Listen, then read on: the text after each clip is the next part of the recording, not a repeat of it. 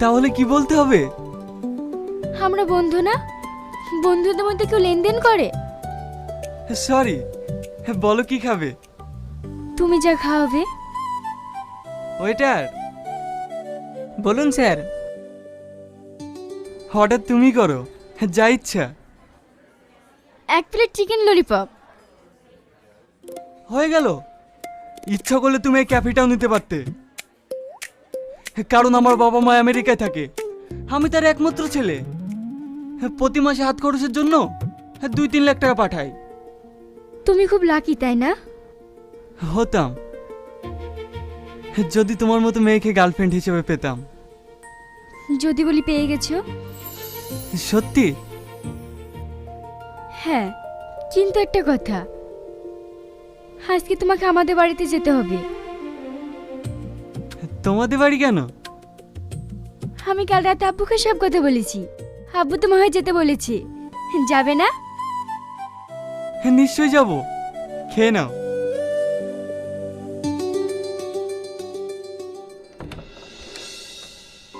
আব্বু। থাক থাক, আজকাল তো এসব উঠেই গেছি। বসো বাপ। তুমি এত বড় ঘরের ছেলে হয়েও এসব কথা মনে রেখেছো? বড়দের সম্মান করা যদি ভুলে যাই, তাহলে বাঙালির কিস্তি কালসারই তো শেষ হয়ে যাবে। তোমার কথা তো সবই শুনেছি, তাহলে তুমি এখন কি করব মনে করছো? বাবা মা 2 বছর দেশে আসবে না, আমার পরীক্ষাটাও শেষ হয়ে গেছে, দেখি কি করা যায়। আব্বু, আমি ইয়াসিনকে খুব ভালোবাসি, ওকে বিয়ে করতে চাই। এ তো খুব ভালো কথা।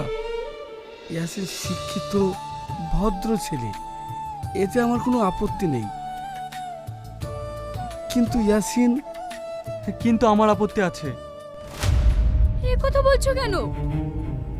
তুমি যে বললে আমায় ভালোবাসো। হ্যাঁ, ভীষণ ভালোবাসি, কিন্তু আমি একজন বেকার ছেলে, কি করে বিয়ে করব? বেকার? তোমার বাপের এত সয় সম্পত্তি, তুমি বেকার হবে কেন? কিন্তু আমি তো কিছু করি না। তোমার মানবতা দেখে আমার খুব ভালো লাগলো। তোমার যদি কোনো আপত্তি না থাকে, তাহলে আজ থেকে আমার কোম্পানির ম্যানেজার ডিরেক্টর হয়ে থাকবে। না না, এতে আমার কোনো আপত্তি নেই। তাহলে তো খুবই ভালো। আমি যত তাড়াতাড়ি পারি তোমাদের বিয়ের কাজটা সেরে ফেলবো।